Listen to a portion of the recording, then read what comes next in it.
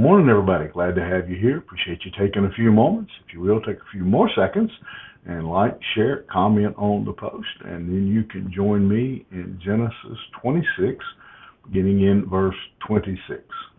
When Abimelech went to him from Gerar with Ahuzeth, his advisor, and Phicol, the commander of his army, Isaac said to them, "Why have you come to see me, seeing that you hate me and have sent me away from you?" They said, "We see plainly that the Lord has been with you."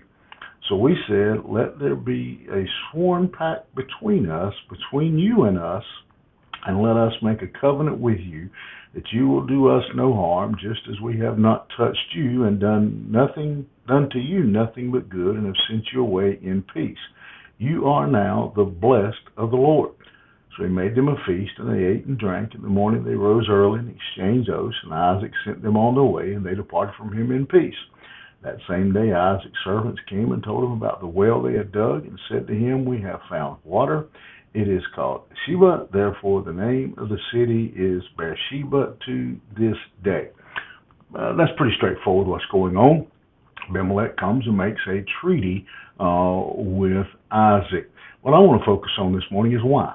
Why does he decide to come and make this treaty now with Isaac? Well, part of it is because God said so. This is fulfilling a promise that God had made to Abraham back in the day, that the Gentiles would be part of the blessing. Now, the other thing that goes on here is, notice Abimelech calls, and he on two different occasions here. In verse 28, he says, "We see plainly that the Lord has been with you." Verse 29, "You are now the blessed of the Lord." Abimelech recognizes God at work in Isaac's life, and he is now calling him the Lord. Again, we're talking about a group of people who had all kinds of gods. He doesn't say there's a God with you. He says the Lord is with you. Isaac's influence, going back, I suppose, even to Abraham, their influence, their life has caused Abimelech and his people to see that the Lord is at work in Isaac's life, to see that the Lord is blessing Isaac to the point where Abimelech recognizes that. He sees that it is the Lord that is working. Isaac's just not a good businessman. Isaac's not just a smart man. Isaac's not just lucky, as some would say, but Isaac is being blessed by the Lord, and Abimelech sees that to the point where he even acknowledges him as the Lord.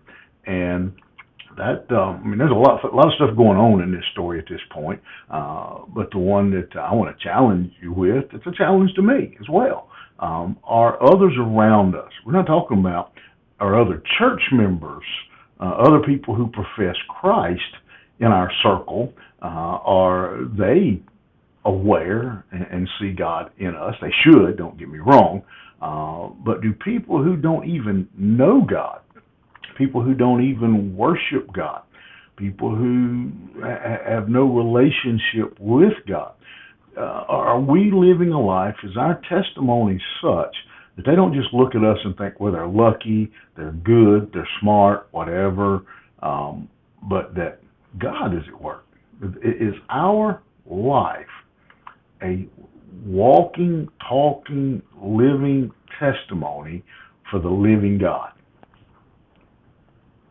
That ought to cause us all to pause a moment and say, am I, again, not the people I go to church with, the people I work with, do my neighbors, the people who meet me in the store, can they recognize and see in me the living God? Aren't we commanded that God lives in us and through us? So shouldn't they? You think about it.